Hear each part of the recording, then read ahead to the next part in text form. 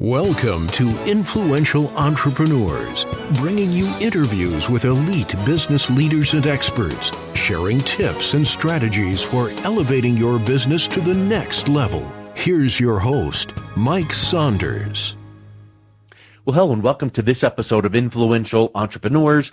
This is Mike Saunders, the Authority Positioning Coach, and today we have with us Nate Woodbury, who is a producer of 12 successful YouTube channels and founder of Be the Hero Studios. Nate, welcome to the program.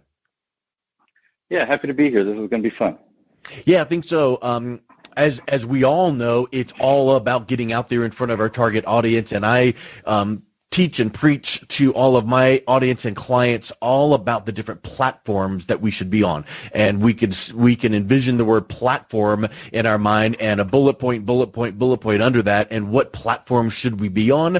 And the way I always say is the ones that A, your target audience is on, so you need to know that, and B, the one that you know you're going to do consistently all the time. If you just hate writing and you can't write 2 paragraphs together, then don't get a course or try to start blogging, because you're not going to stay consistent with it. So I'm really excited to talk to you about YouTube syndication and producing and videos and all of the things that gets our expertise and authority out in front of our target audience.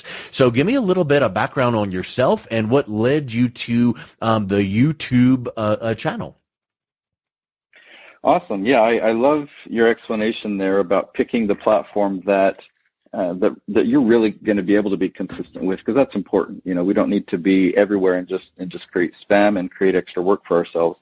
And for me, I'm a master of efficiency, and efficiency is really what led me to YouTube. And here's a quick story. I've had my company 10 years. I started with web design. My clients were happy, but I wanted my clients to actually have visitors to their site. So I created an SEO service to get them ranked on Google. And so now they are getting traffic to their websites, and then I'm like, well, I want their traffic to actually buy something, so I created promo videos.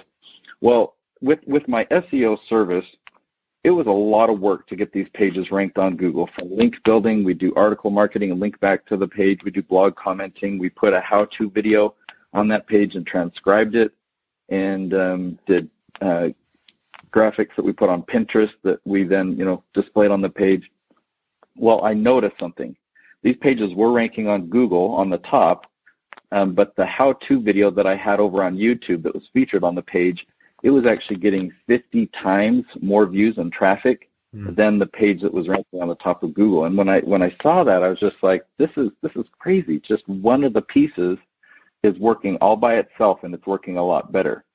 And so that was going back about 7 years ago, and I made that discovery, and I started making the shift. Well, why don't we just focus on a YouTube campaign, because that's actually where we're getting the eyeballs, we're getting the subscribers, and it's just kind of evolved from there.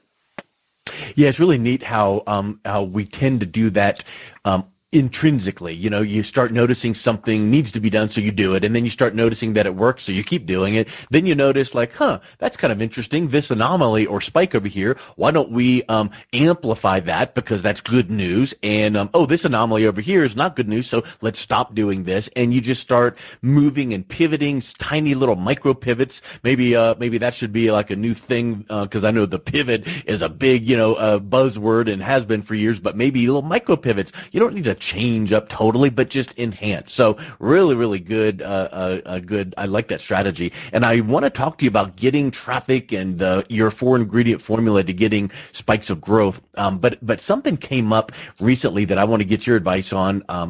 And maybe you've heard this, or maybe this is like just something that's out there. But you know how you can just easily reach out to YouTube and get someone on the phone and ask their question or open up a support ticket. Of course not.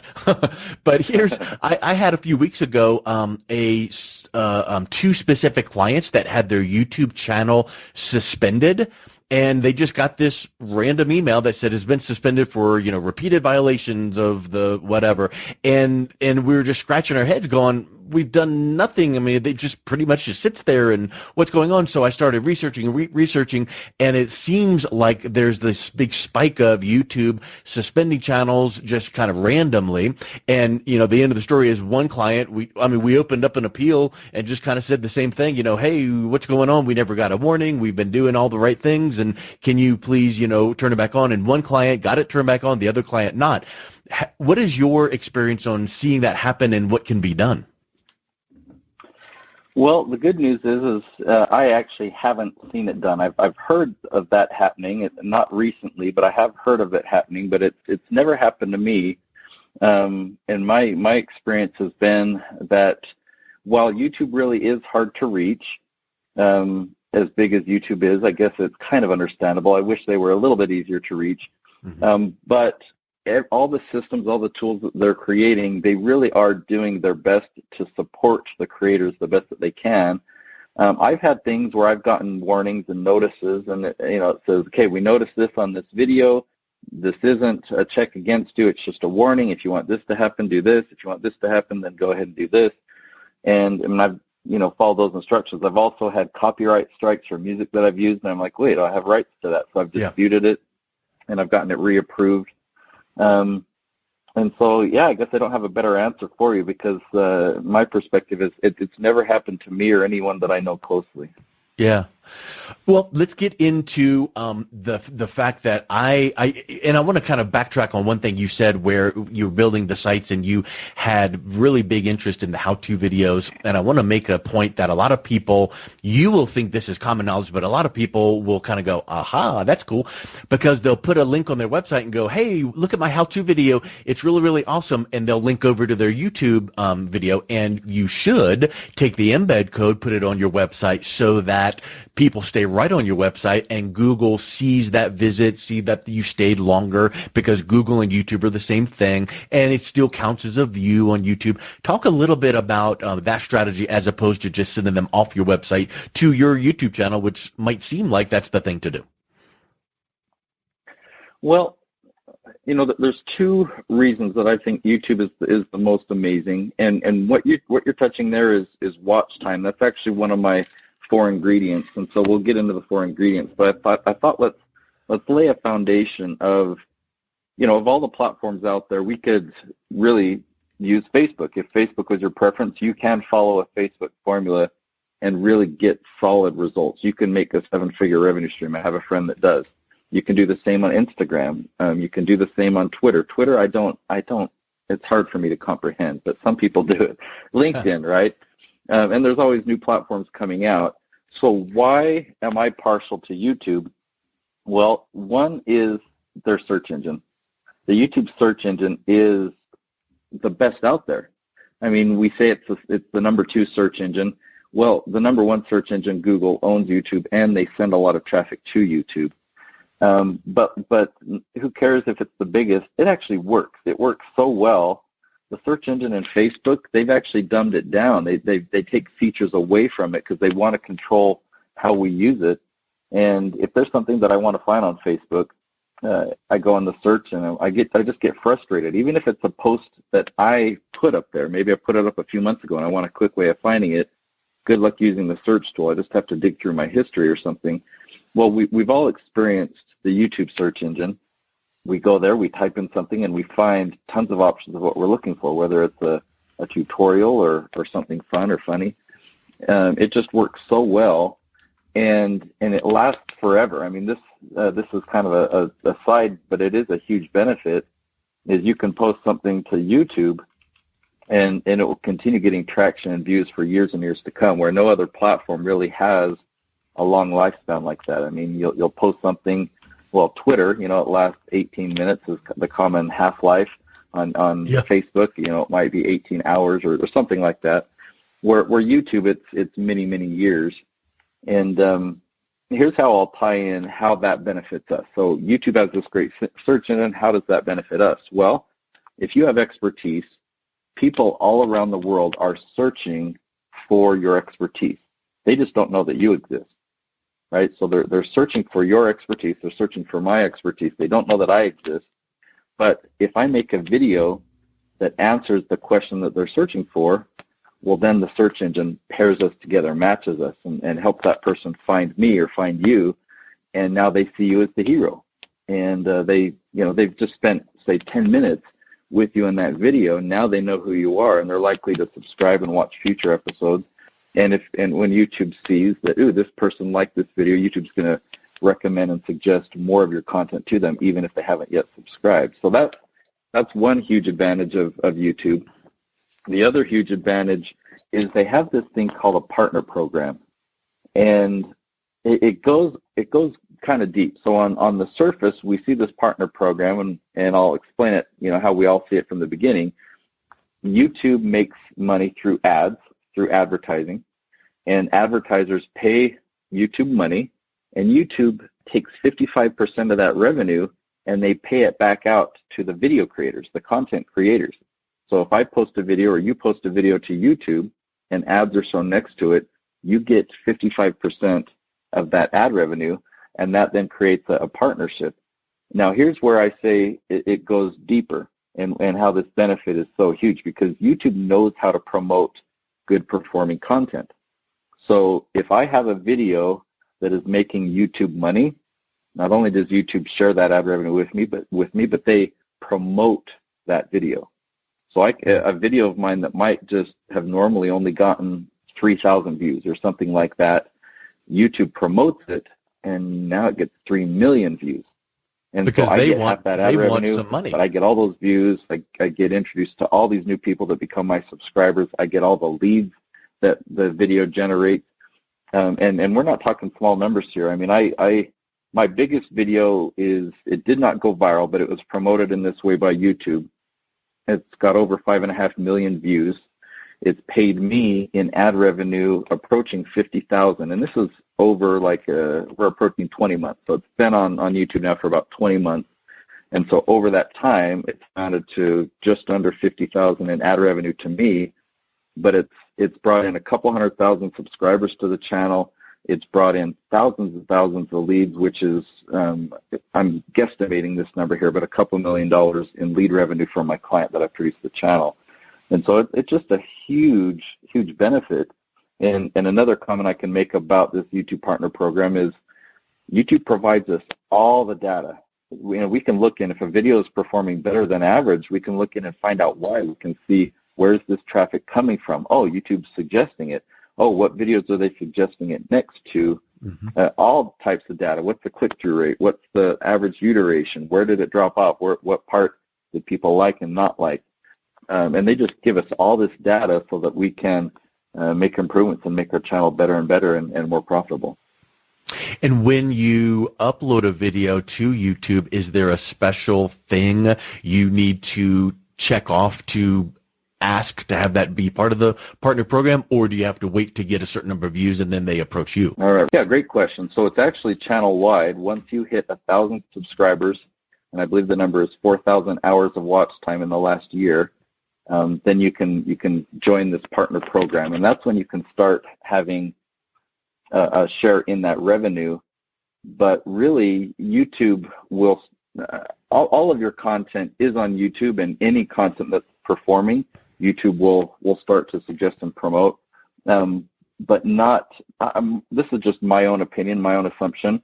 Not in a huge way. I mean, why would YouTube send millions of views to your video if it can't put ads in front of it, if that makes sense? But once you get to that 1,000 subscriber mark, which if you follow the formula that I'll share here, it shouldn't take too long, meaning 4 to 6 months or something, and you should be able to get to that point. Good. Well, let's get into the formula. What's the first step? Well, let me tell you what the result is, and then we'll dive right into that first step. The result of this formula, if you have these 4 ingredients, is you'll get a spike on your channel.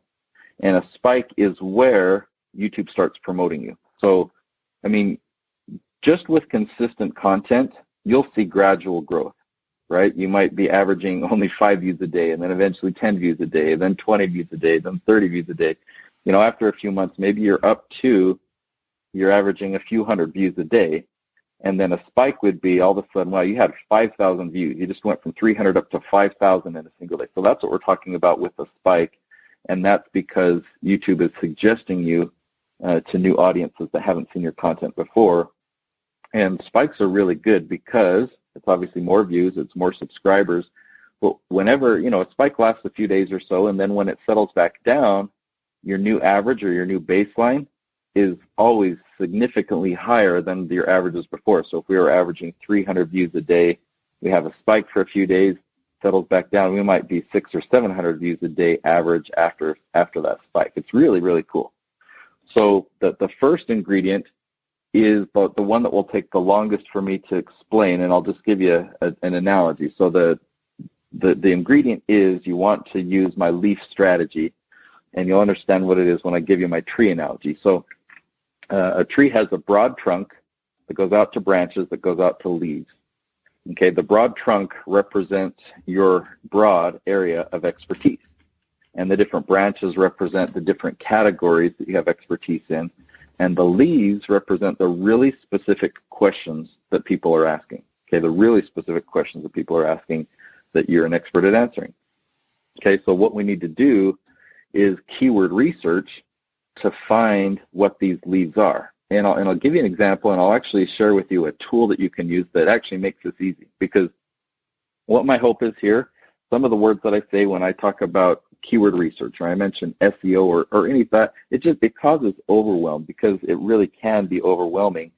What I'm proposing is you just set all that overwhelm aside, and all you have to do is, when you're choosing a topic for your video, just think of this tree analogy and think, I just need to find a leaf topic.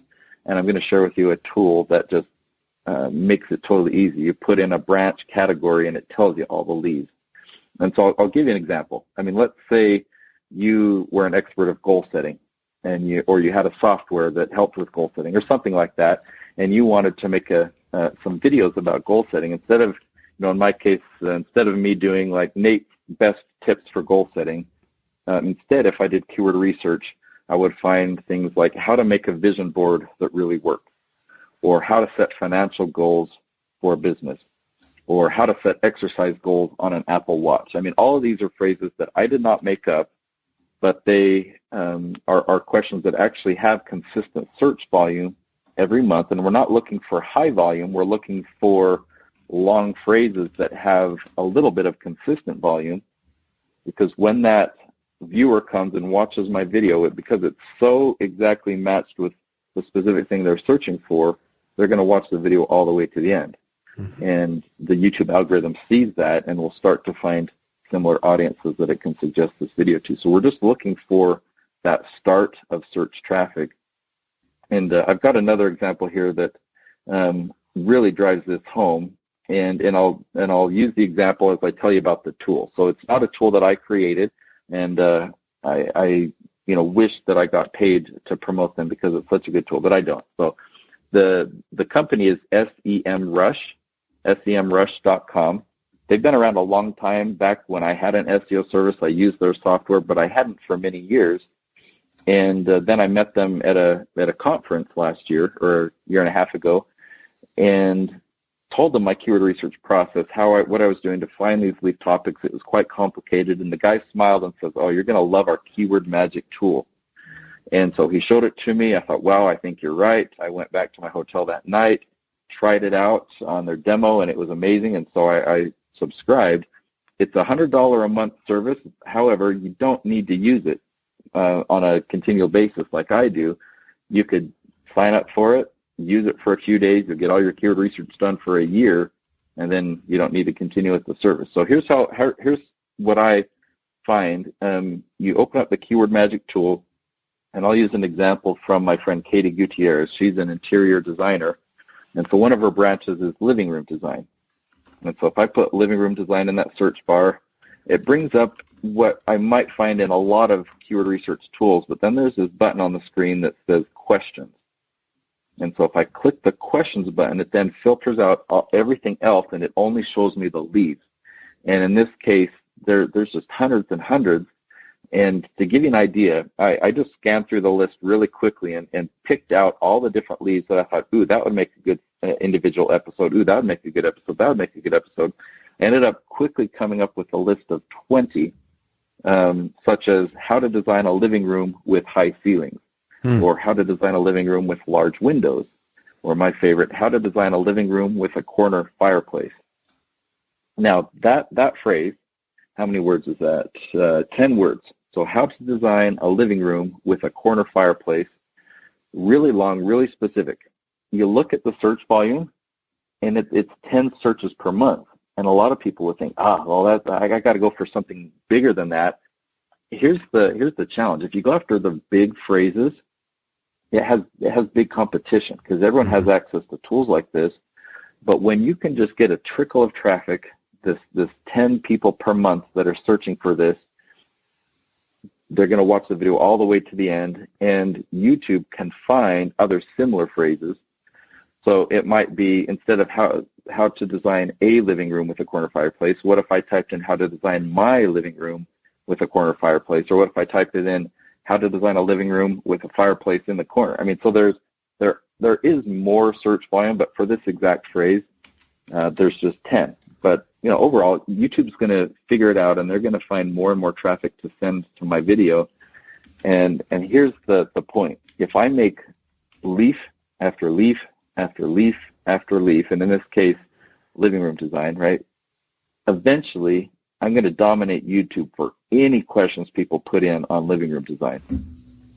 And if I do the same thing in kitchen design, if I do the same thing in bathroom design, just leaf after leaf after leaf, eventually I'm going to dominate YouTube for all of interior design, and I never have to make a branch topic or a trunk topic. It's something that's much more broad. I can just go really, really specific. So that's ingredient number one, and that's typically where people have questions. So feel free, if you want any clarity, let me know before I move on to the other steps. Yeah, the only thing I would want to point out, and I love it, is I think that some people might go, oh, Nate, I love that idea. I'm just going to shoot this massive video and cover all those questions in one, and people can get it in one whack.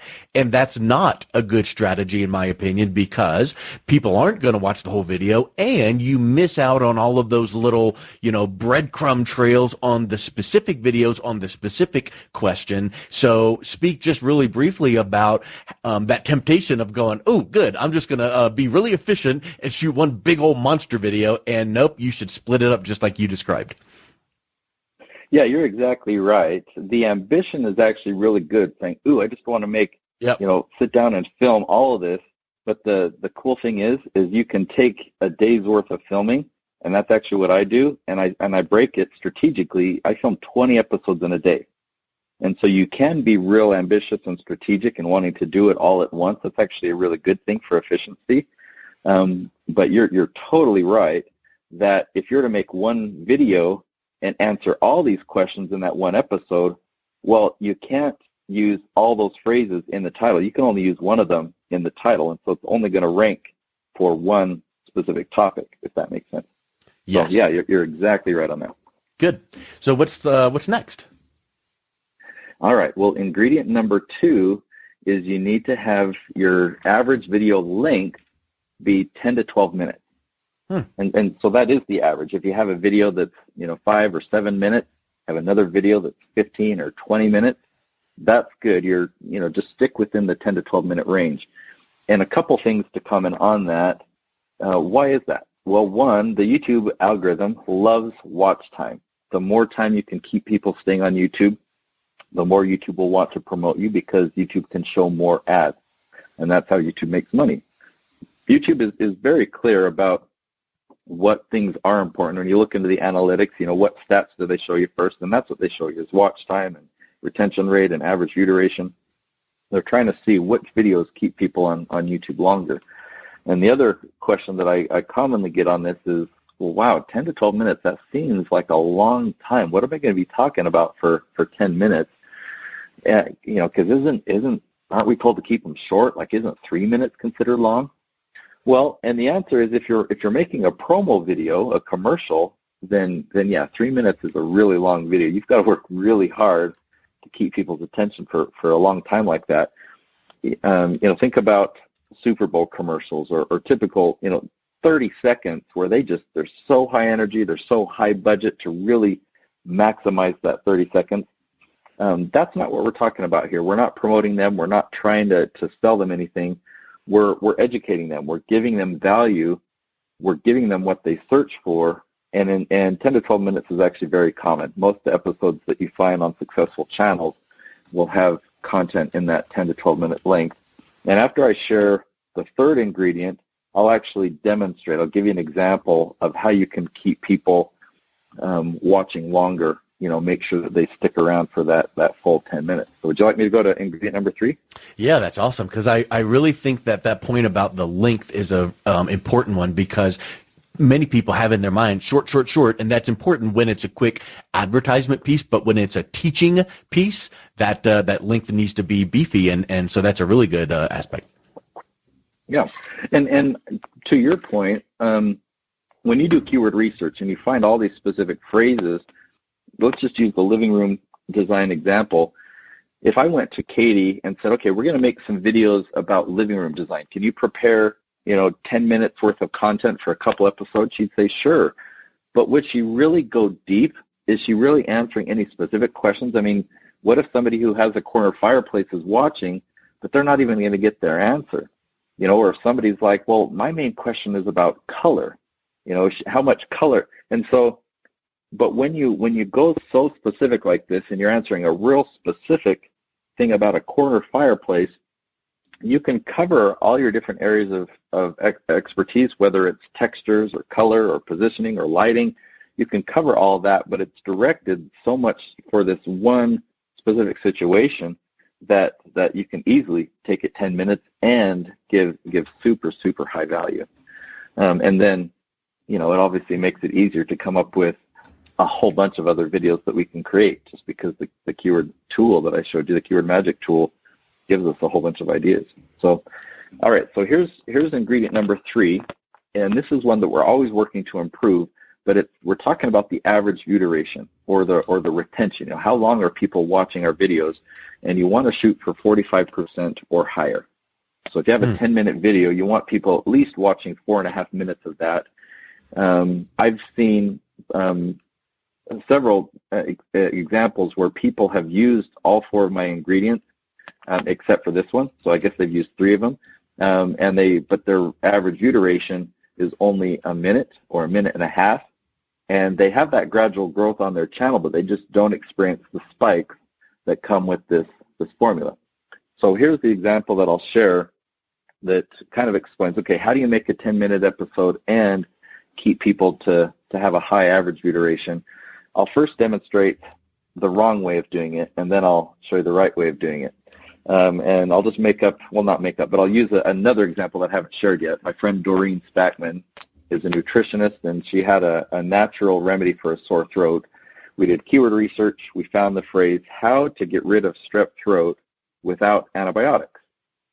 And I've used that remedy since, and it works. And so I know this remedy inside and out. That's why I'll use it as my demo, is if I were the nutrition expert here, or the natural remedy expert. Okay, so here's what not to do.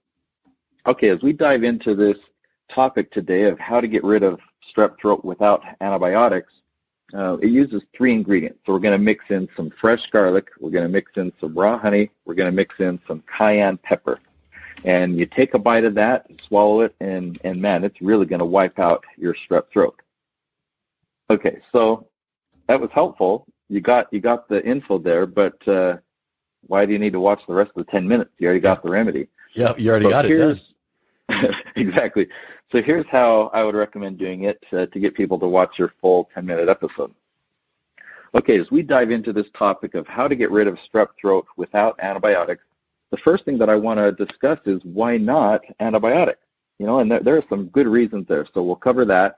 Then there are 3 ingredients. You probably have these ingredients in your kitchen, and so we're going to cover each one, and I'll talk about why each one works as a natural antiviral and a natural antibacterial. So these work really well. Then we're going to go into my kitchen. I'm going to show you how to make this, how to mix it together, and then we'll talk about how to take it. And I'm going to end the video with a story because this happened to my son. He had a really high fever. He had strep throat. We used this remedy, and there is a side effect that's kind of funny with this, and so I'll share that in that story. So let's dive right in. Okay, so I just set a whole bunch of content hooks. I got them excited. I let them know the value of it, and really my goal there is to create a lot of curiosity about, okay, wow, what are these 3 ingredients? And I understand what's going to happen first, what's going to happen second, third, fourth, fifth. And yeah, all right, I'm comfortable. I'm going to sit here for 10 minutes now. That's what that I'm hoping that the viewer or the listener will do. Does that make sense? Yes. Yeah, I love setting hooks. Right. You need to have open what do you call it? Closed loop, open loop hooks, so that your mind's going, tell me, what am I missing? Right. And you'd want to know, you'd want to stick around to learn the details of the 3 ingredients. You'd want to know what the story is and what the side effect is of the remedy. And I'll share the secret. The side effect is you do have garlic breath. So hey, so this one right here, this ingredient reminds me of like the old speaker thing that you'll hear. You need to tell them what you're going to tell them, then you tell them, then you tell them what you just told them. Yeah, absolutely. I mean, it's how our brains work, and it keeps our attention. It helps us remember things better, so it's a great teaching tool as well. Yeah. All right, so the last ingredient, I want to make sure everyone is sitting down for this one. You've got to be prepared for it because it's kind of big. It's a lot that I'm asking here. Okay, ingredient number 4 is you want to launch 5 episodes per week. All right, so let that sink in a little bit. I found ways of making it manageable when you've got a very busy schedule. All the channels I produce, all of my clients are business owners. They wear multiple hats. Crazy schedules. In fact, they travel a lot of times, and so like, how can you do a daily episode? I call 5 episodes or more daily. How can you do that? Well, we film in batches, and I have a client today. My filming team, they're actually filming 21 episodes today. Wow! And then that gives us, in his case, 4 weeks and a day worth of content, and so we only have to film like that once every 4 weeks.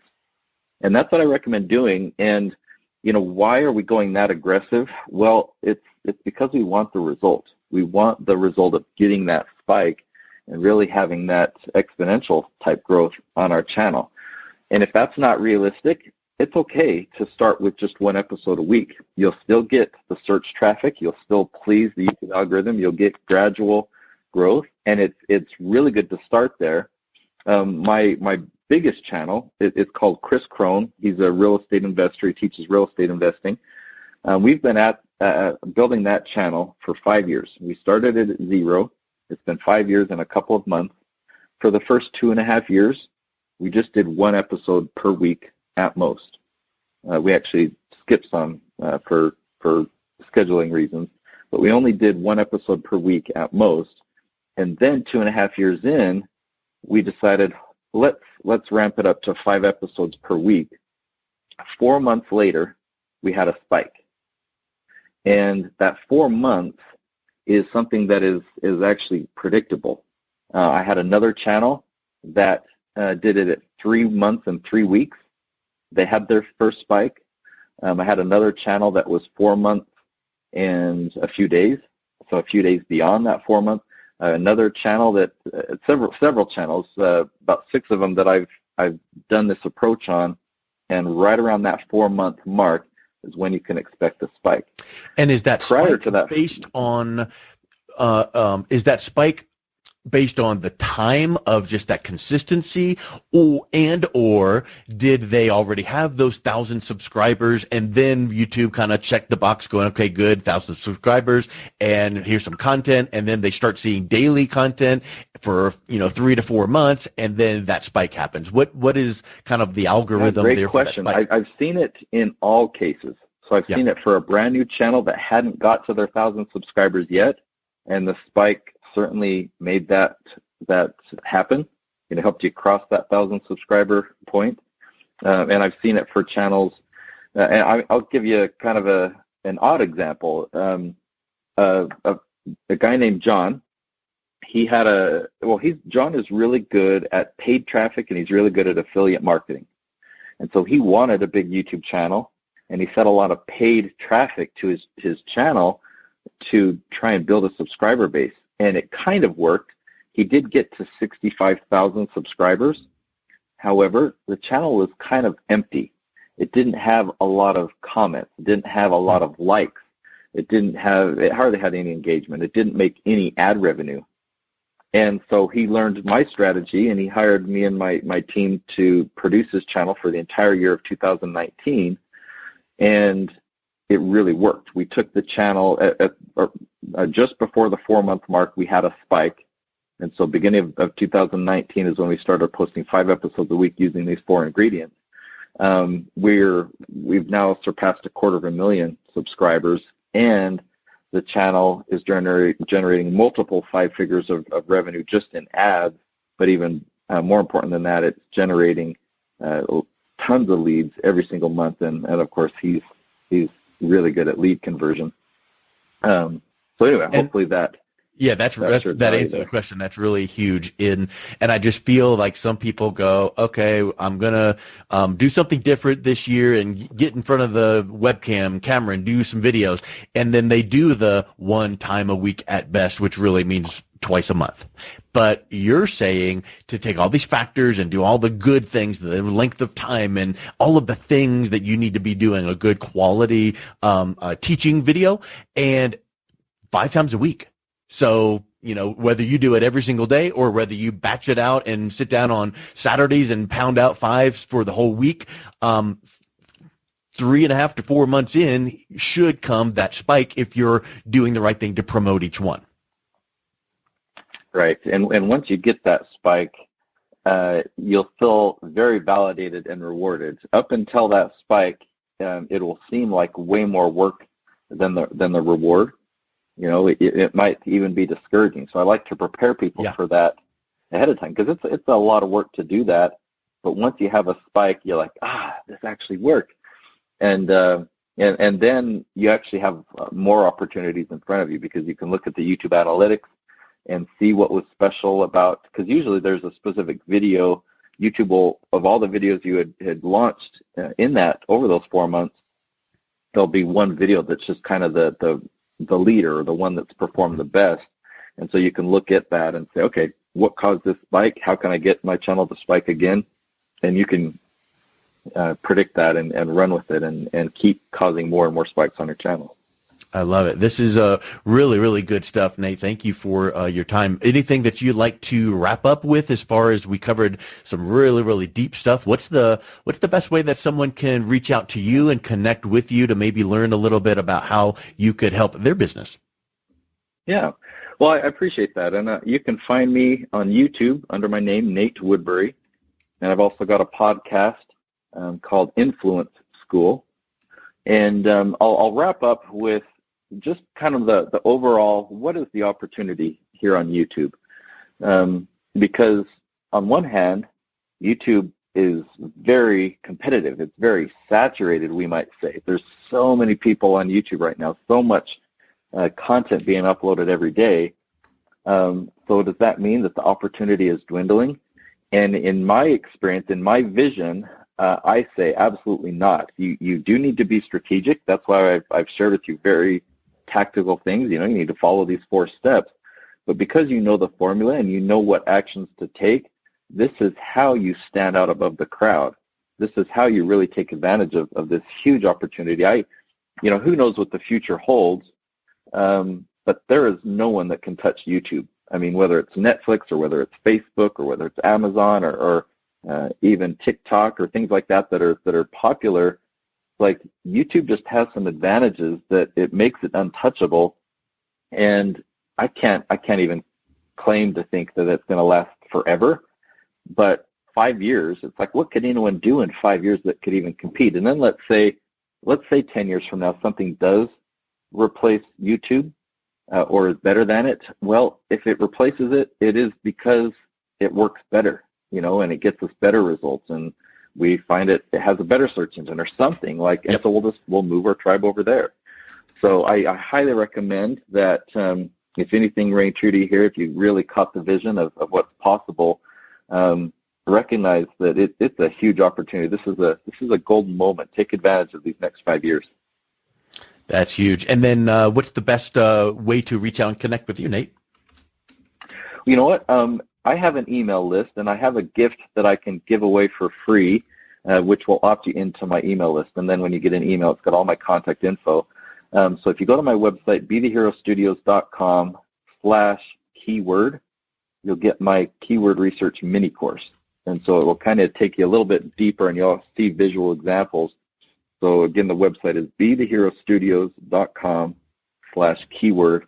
You'll get that course, and then you'll be on my email list. And I only send out an email every week or a couple weeks. Excellent. Well, I will make sure that specialized link is in the show notes. And Nate, thank you so much for your time today. It was really wonderful information. I appreciate having you on the show. Yeah, you're very welcome. Glad to be here. You've been listening to Influential Entrepreneurs with Mike Saunders. To learn more about the resources mentioned on today's show or listen to past episodes, visit www.influentialentrepreneurssradio.com.